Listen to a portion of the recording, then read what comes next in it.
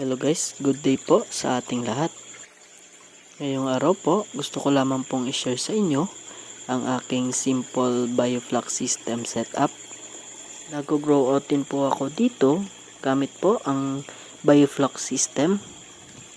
Kasi may mga customer po tayo na bumibili po ng mga fingerlings at naghahanap din po ng mga grow out. Bale, dalawa po ang system na ginagamit ko. Meron po akong mga grow out sa earth pond and meron din po akong grow out sa concrete pond which is naka bioflux system.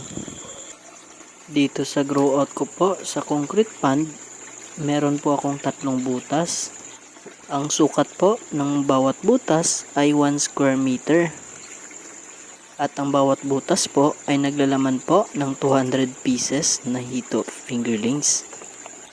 Bali 600 pieces po lahat ang kabuuan dito sa aking concrete pond. So sa ngayon po, magpapakain po muna ako.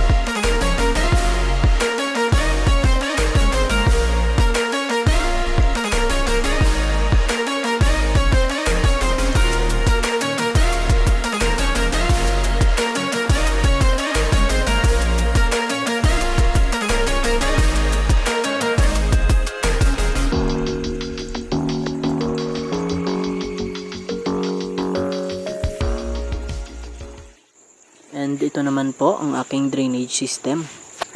Bawat butas po, meron po tayong outlet. Yan po ang outlet pag nagdi-drain ako ng 100%. And ito naman po ang outlet po ng bawat tank. Pinagdugtong-dugtong ko po ito. Papunta po ito sa aking filtration system. Ito po ang aking filtration system. Ang tubig po galing sa aking mga tank ay papunta po dito sa aking filter.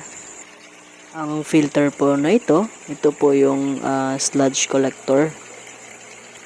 Dito po naiipon yung mga sludge po galing sa aking mga tank.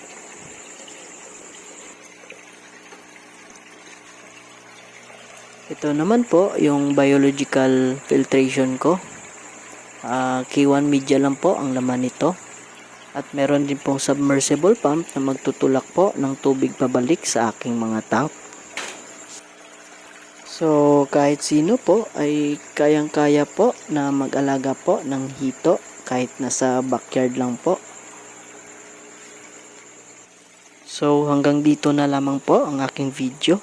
Kung meron po kayong mga gustong malaman or meron po kayong mga katanungan, i-comment nyo lang po sa video ito.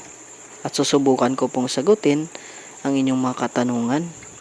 At huwag pong kalimutan na mag-subscribe para maging updated po sa aking mga bagong uploads.